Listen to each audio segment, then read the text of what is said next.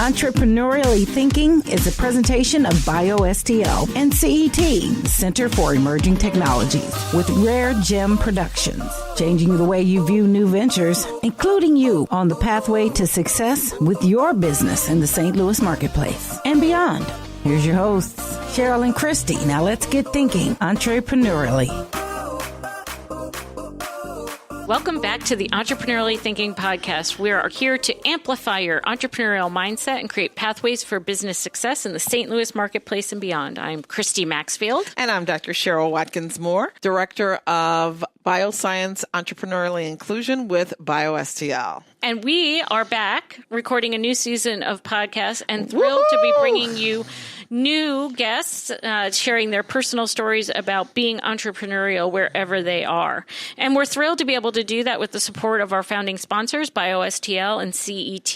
Big ups. Check out their programs, whether it's the Online Startup Toolkit, Global STL, the Evening With programs that Ms. Cheryl hosts, or the Square One Ignite program, which is going on again in April. So whatever it is, we're always glad that you're checking those things out and supporting the people who support us. And spread the word, guys. Spread the word. Shout it out on your favorite social media platforms. Invite friends to subscribe. Find us wherever you find the other inspirational, motivational, and exciting podcasts. Exciting. Ignite. But this is your number one podcast. We all know that, right? Podcast. No doubt. There you go. So help us spread the word. Yes. So today we have some interesting guests on. We have branched outside our comfort zone. I was going to say that. And we are including individuals now from pretty much not only just our locale here, but regionally and hopefully nationally. Soon. We'll be talking to some folks. So, oh my goodness. Yes. While starting a business is a major achievement for many entrepreneurs, maintaining a business is a greater challenge. Yeah, well, starting's good. Maintaining is even better, and maintaining with some profits is even better. We right? love that. It's best. Entrepreneurship comes with a host of significant hurdles, as we all know. Establishing, growing, and navigating a successful business can be demanding no matter how many years you've been in business.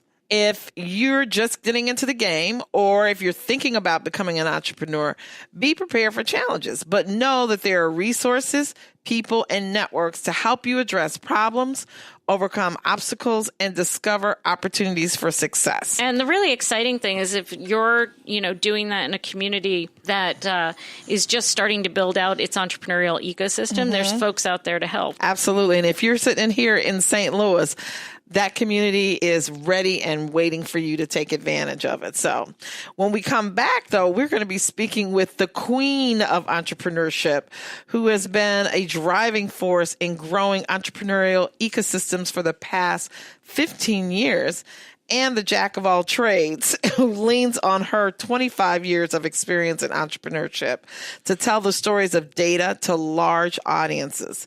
Together, they run the network that builds entrepreneurial communities and stacks the cards in your favor. And they're from Kansas City, Missouri. Kansas City. So practically homegrown. Yes, just across the state a little bit. We're claiming them too. Exactly. So as we always say, stay listening.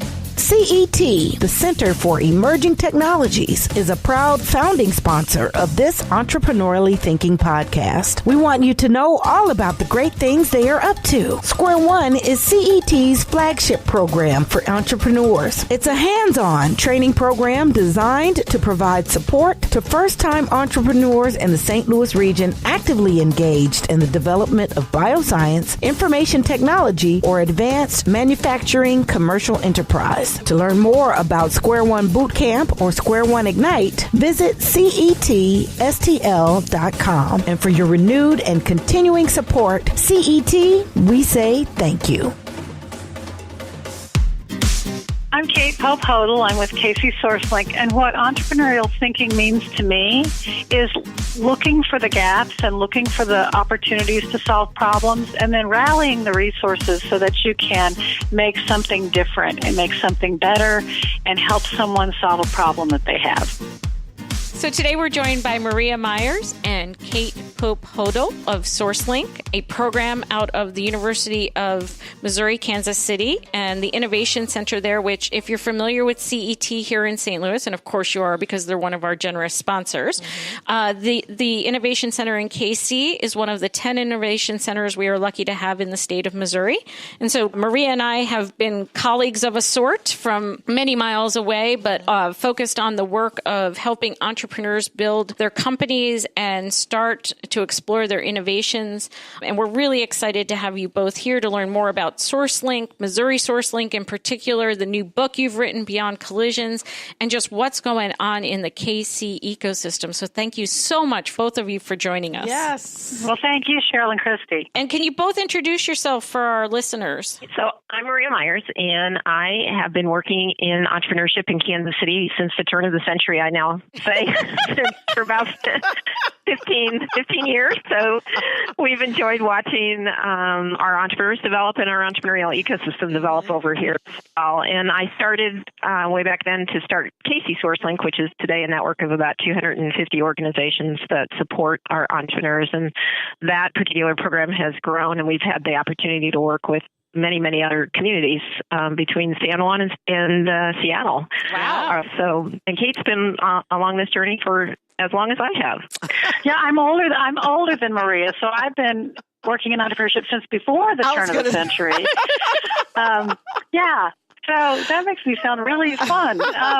All it means is that you guys are seasoned and you've seen a lot. Seasoned veterans, yes. So I did 13 years at the Kauffman Foundation when they were very first getting involved in entrepreneurship. And so I had the opportunity to work on a number of programs there, really when we were just figuring out how to spell entrepreneur. and then was able to connect with Maria early on in the process, and she was nice enough to let me come across the street from Kauffman over to the University of Missouri, Kansas City, and work with her on KC SourceLink and SourceLink, and doing some really wonderful things to help entrepreneurs in a lot of different places by building these networks that can connect them to the resources that they need to start and grow their companies. Well, that's really exciting. And for those of us who have had a chance to do the trip to Mecca, visiting the Kauffman Foundation is always an exhilarating experience, because not only are you guys, or not only are they, I should say, doing programs that you can reach entrepreneurs anywhere in the world, but also when you get a chance to go to the home base, so to speak, it's a very engaging and energizing atmosphere to be in. So I'm really glad that you were able to stay in your hometown and move from one dynamic entrepreneurial organization to another. That's exciting. It's been a great journey. And so tell us what's going on. Maria, in our respective roles, I'm now in a consulting role at CET, but we've gotten to know each other a little bit through our work with the Innovation Centers. What are you seeing today in Kansas City at the Innovation Center that is different from 15 years ago? Well, I think, first of all, everybody knows how to spell the word entrepreneur now, right? They do. I got to say, of all my spelling mistakes, that's usually not one of them. Hey, and it's not seen as somebody who's out of work in between gigs, which is really cool. Right. Mm-hmm. I know back when we first started, we had entrepreneurs and we had independent business owners, and they really thought of themselves as two different groups. And I would say over time, especially as we've rolled through the Great Recession, and people have realized that the jobs are coming from the really young companies. Yeah. A badge of honor. And so we get to work with people who are doing everything from starting bakeries to lawnmower service to really high-tech scaling companies. Everybody now talks about themselves as entrepreneurs or having the entrepreneurial mindset. So I think we've seen just a cultural revolution in how we look at entrepreneurship in not only in Kansas City, but I really think across the country and beyond. Right. Mm-hmm. I think, it's very interesting from the two ecosystems here. And we're on one side of the state. You guys are on the other side. And from my understanding, you guys have a much larger female base of entrepreneurs there in the area. Is that true? We've certainly seen women in tech getting some attention nationally in terms of the wages.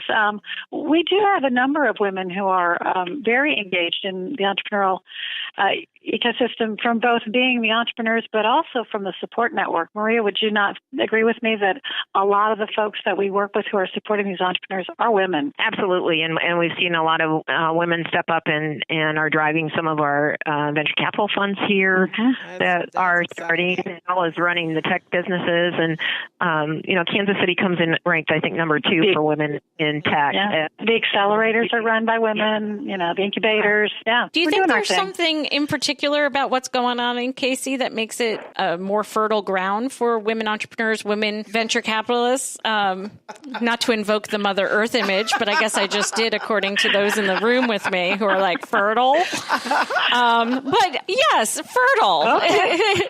What's going on there? Because it doesn't just happen. Right. Yeah, I would say obviously with the the idea that women and men especially in the tech space are making equal wages, that's a very important comment about the culture that's here in our community and how we are supportive of that. But I also think that the women support each other here quite a bit. Mm-hmm. And having those kinds of circles that are, women helping women is important to the community, and we see a lot of that here as well. Kate, we've had some women who've stepped up and, formed like Athena Group and Women in Tech and asking the corporate women to be part of the conversation as well. So, one of the women who just recently raised a sidecar venture fund came out of more of a corporate role in financial management. But, I think that Kansas City is a really big, small town, and so you can connect to people really easily. And so I think that it's that sort of welcoming attitude that everybody can be at the table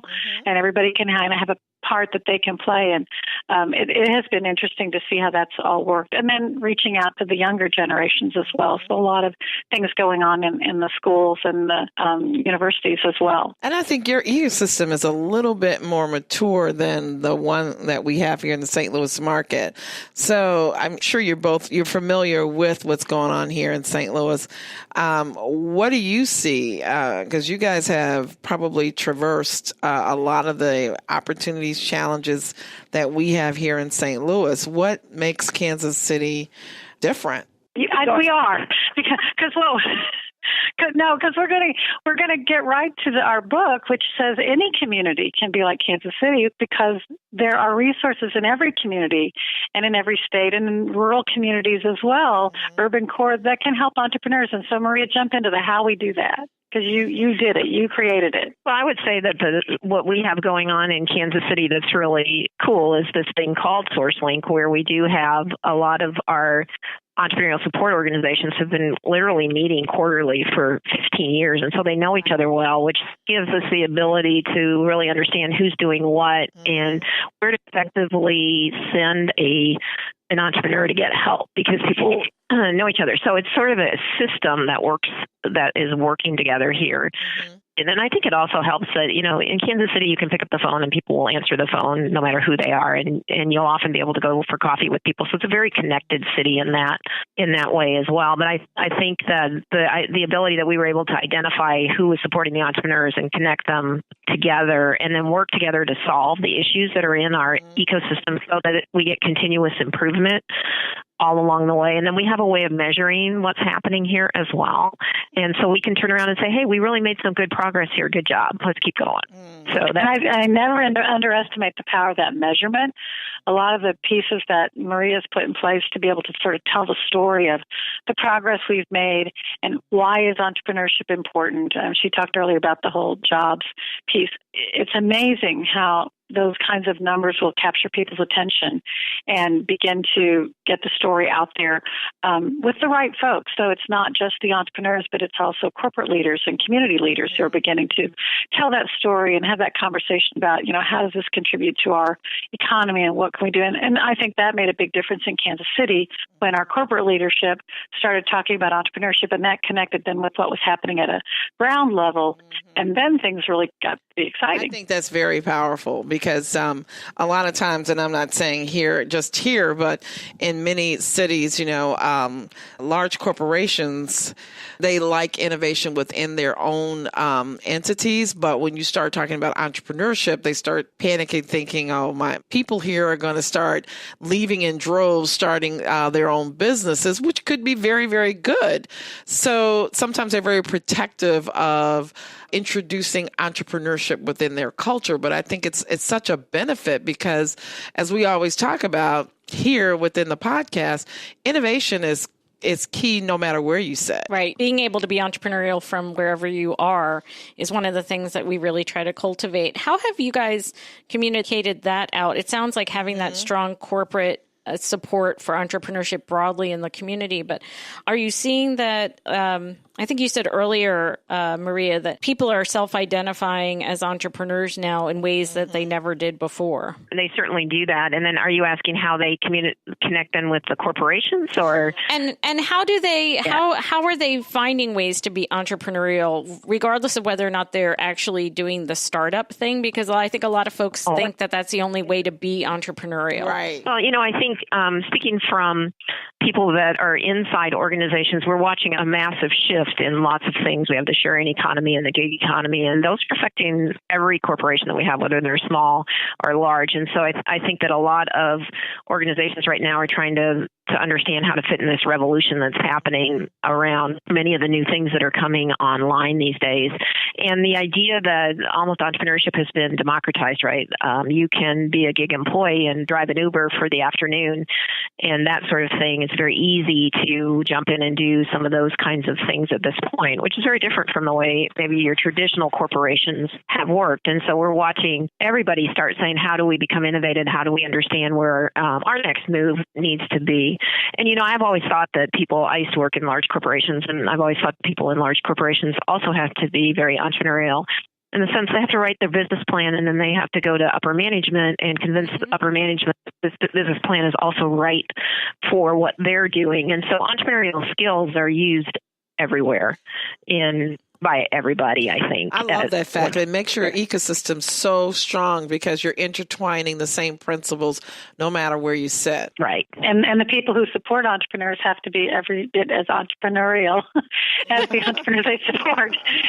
I mean, they really do. It has to be about, listening to the customer and to filling the gaps and solving problems and rallying those resources that maybe you don't really have at your own fingertips, but you can look into the network and see, well, who could we pull together to do those kinds of things. So I think that we're talking that entrepreneurial mindset to, as Maria said, it literally everybody.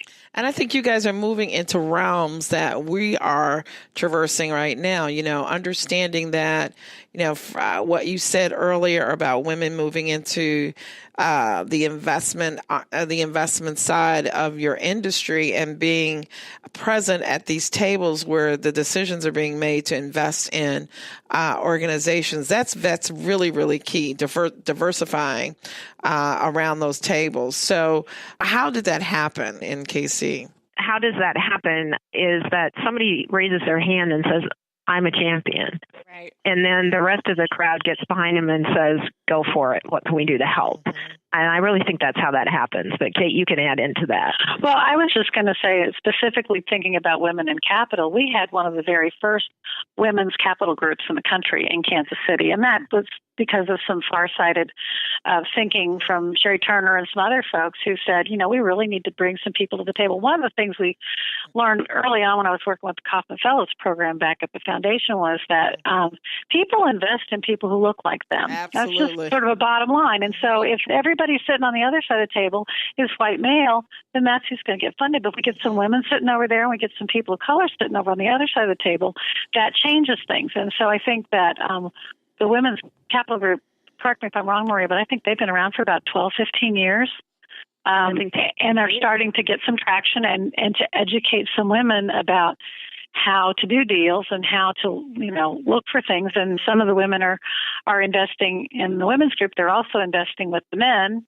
They're also investing as individuals. And I think that really starts to change the conversation as well. Absolutely. I think with BioSTL, one of the efforts that I'm leading right now is just that, creating a fellows program, a venture capital fellows program, looking at Kauffman's fellows program, as well as some other entities around the country. But it's very interesting when I talk to the Venture Capital Trade Association, there is no organization in this country that has a program that is focusing on bringing more women and people of color and educating them around capital and venture capital and getting them prepared to be great contributors to that conversation and that discussion and the decision making around the table. So I applaud you guys. It took you 12 years to do it, to grow that, but that tells you got to start somewhere. You got to start somewhere, and I'm really impressed with what you have here in the Kansas City market. So when we come back, we're going to continue to talk about how we take the blueprint that you guys have all created so we can learn more about how we can strengthen the community here in St. Louis and how other communities can follow your lead. BioSTL is a proud founding sponsor of this Entrepreneurially Thinking podcast, and we want you to know all about the great things they are up to. BioSTL fosters collaborative efforts to advance innovation and entrepreneurship that builds on St. Louis's world-class medical and plant biosciences. Their global STL initiative aims to build a direct link between St. Louis and other countries by recruiting high-growth international companies to establish a United States presence in St. Louis. You can learn more about BioSTL and the Global STL Initiative by visiting biostl.org. And for your renewed and continuing support, BioSTL, we say thank you. I'm Maria Meyers, and I'm with KC SourceLink. Entrepreneurial thinking means to me that you do have charge of your own environment, and if you know where you want to go, you can look at the obstacles and find the resources you need to move them out of the way. Take a lot of people with you to meet your agenda. So, Maria, one of the things we've been struggling with here in St. Louis is we have a lot of different resources, and we have a very robust ecosystem with folks at the early stage end and folks, who are there to support entrepreneurs who have made it through validation process and everything. And we've got different repositories for this information, but we still have the general sense, particularly among our female and entrepreneurs of color, that they just don't know where to start and where to go. And you guys have now written this book, Beyond Collisions, which I love because as much as serendipitous collisions are a thing, they're not the be-all and end-all of connectedness in our world. They're serendipitous. I love the title. But could you guys talk, even for those of us who have been doing this for 10 or 15 years like you, as well as the communities that are going to start from scratch or are farther behind maybe in this journey, what is that secret sauce around the culture of connectivity? The way I always start is, when you think about it, you buy from somebody that you have a relationship with, right? Mm-hmm. If you like Amazon, you'll buy from Amazon. If you are working on something more detailed around a consulting contract or something, you like to really know that group before you really buy. And so I think in building collaboration, building relationships is really, really important. And how do you build relationships? It's in getting together once in a while and maybe not even having a formal agenda, but just getting together so that you get to know each other and get to know what each other does. And so it's amazing how much just bringing people together to talk about sort of what they're working on and let people know what's coming down the pike, how important that is. And like I said before, we've been running resource partner meetings for 15 years here in Kansas City, just about every quarter. Not everybody comes every time, but it's really helped for people to know where they can send the client next or who to send it to. I think the other thing that was kind of an eye-opener for us early on is that not every organization supports every kind of entrepreneur. And so you have your micro entrepreneurs and your tech entrepreneurs and your Main Street entrepreneurs and your second stage entrepreneurs. And they're really different types of businesses, often because they get funded differently, right? And so what we found is that different resources cluster around the type of entrepreneur that they serve. And that's what gets confusing to an entrepreneur. They see all of these things, but they don't know which one to touch because they can't see which one is exactly right for them. And in reality, there are paths through the network that are going to be different depending on who you are, what your background is, and what kind of a business you're running. And so trying to let people understand that or find better ways to have them understand that is what we've been working on. So a directory of services doesn't necessarily tell them where they need to go. One of the best things you can do, though, is if they show up at the wrong place, having a no wrong door situation where everybody either knows, I'll send you back to the central point because they can tell you where to go, or they know enough about everybody else to send them to the right place. I think that helps with some of that as well. You have more of a structure around this. It's not so informal. One of my colleagues, before we had SourceLink, one of my colleagues at the foundation used to call it BBs in a boxcar. People were bouncing all over the place trying to find the right thing that they're supposed to get to.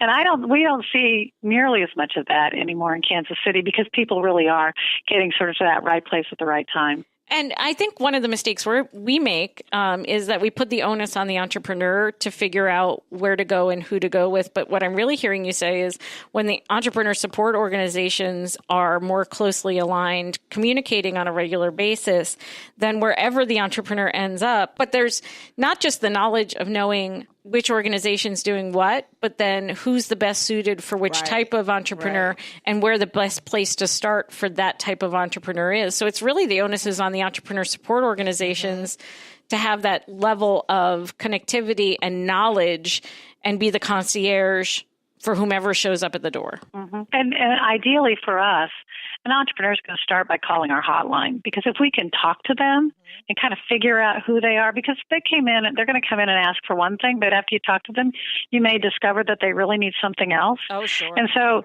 for us, the ideal is they'll call our hotline and they'll tell us a little bit about who they are and what kind of business they are, and then we can kind of coach them through, here's really where you need to go next. And here are the 2 or 3 resources that are going to be the best fit for you. So we even take some of the burden off the resource organizations themselves by just doing that shuttling service, that pointing service to those resources. I think that's the part that we are missing in our point of development. We have the coordination of the entrepreneur support organizations where we talk informally to each other.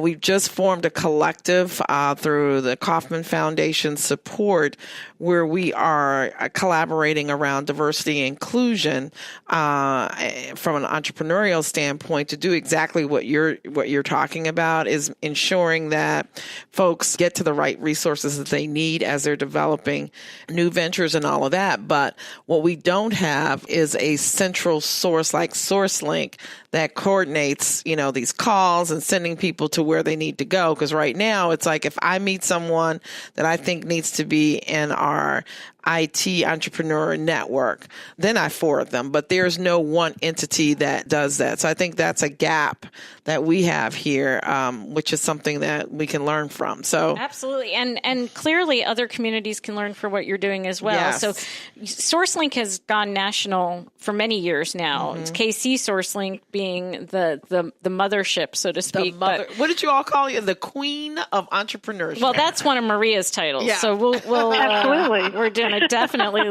leave that. You write my bios. Yeah. Most definitely. I love that title. I think that's perfect for you. It's very appropriate. Somebody has to be queen. Why not Maria? Right. So, but so the turn of the century. Yeah. Exactly. It was the turn of the century.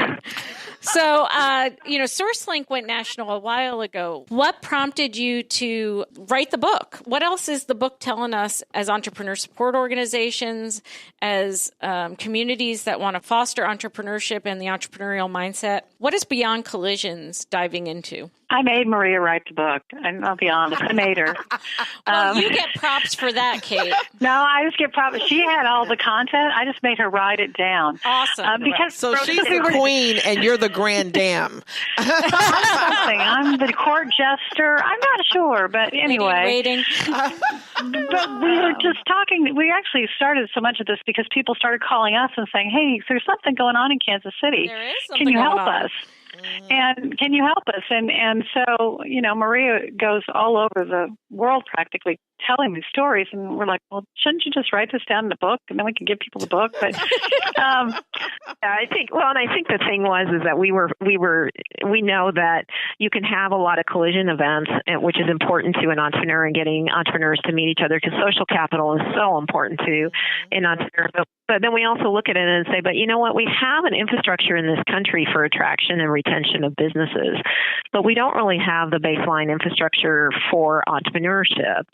And it's been built by lots of different nonprofits, essentially growing up and helping entrepreneurs with the issues that were at hand. So what if you really could build a true infrastructure? And we have some of that through SourceLink. You know, what if you put a hotline in the middle and say, hey, you can call one place and we'll help you through. We'll give you a personal action plan on where you need to go to get help with your business.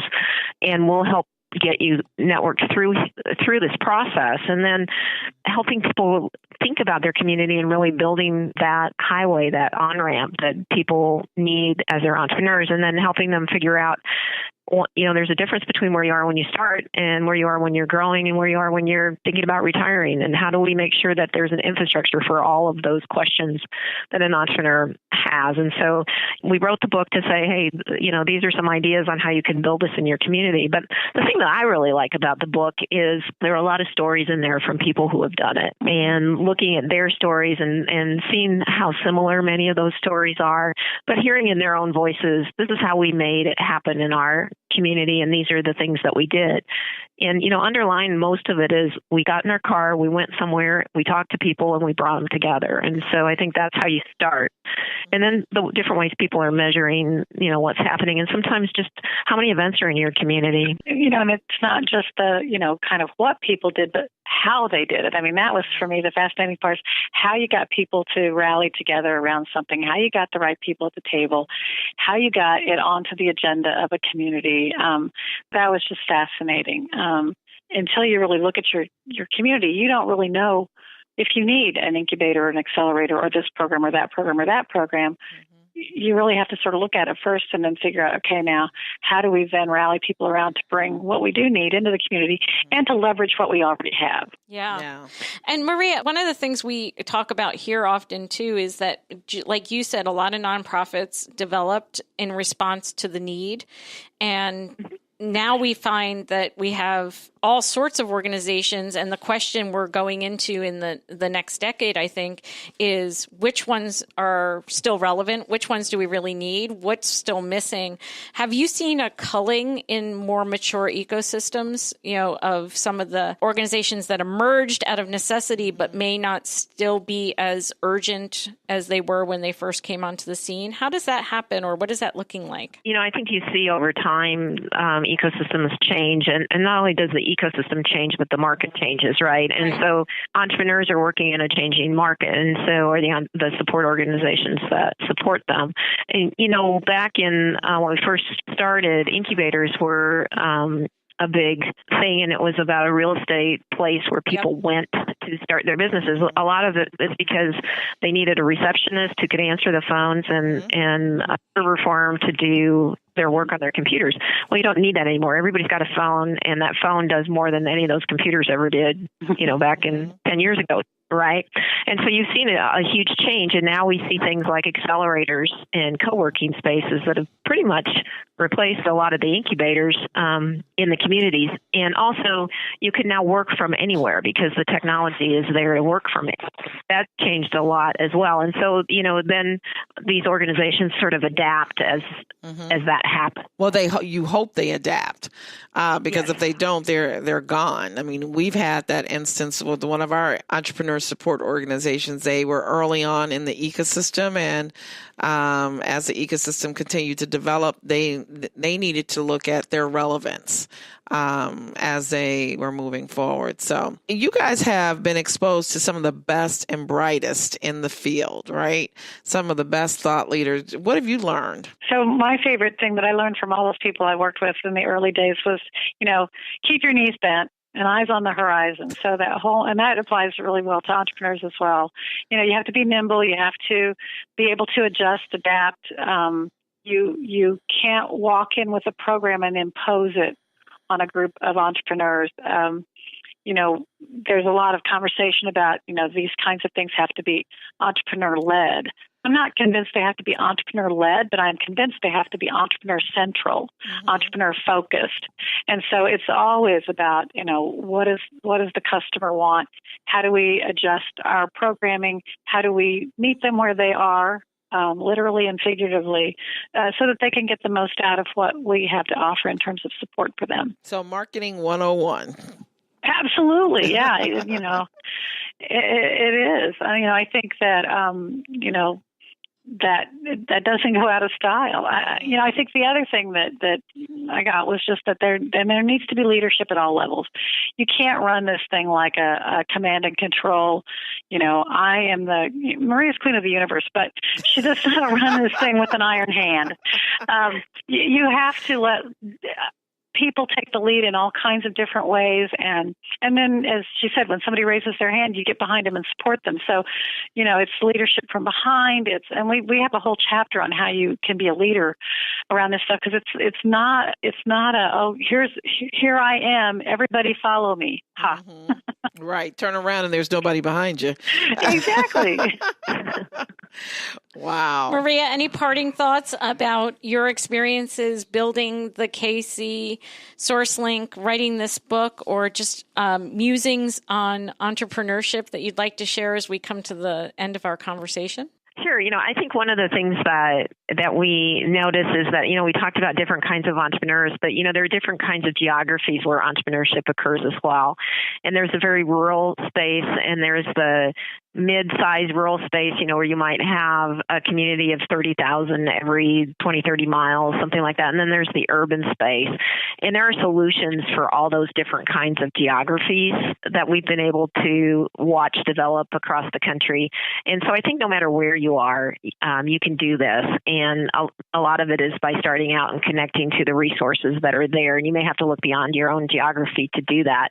And then that collaboration is what brings it all together. That's awesome. Because we spend a lot of time talking directly to entrepreneurs, but reminding our entrepreneur support colleagues about the ways that we need to be nimble and entrepreneurial and responsive to the needs of the market, I think is an incredibly important conversation. And frankly, I can't wait to continue our conversation offline, just because you've reignited in me some real excitement about what it means to be in service to entrepreneurs and the ways that we can continue to evolve and transform to meet their ever-changing needs. So thank you to both you and Kate for leading, for exciting those of us who have chosen to be in this space, and for getting us excited about the next decade. Well, thanks for what you guys are doing to support women entrepreneurs. It's very important. So Christy and Cheryl, thank you.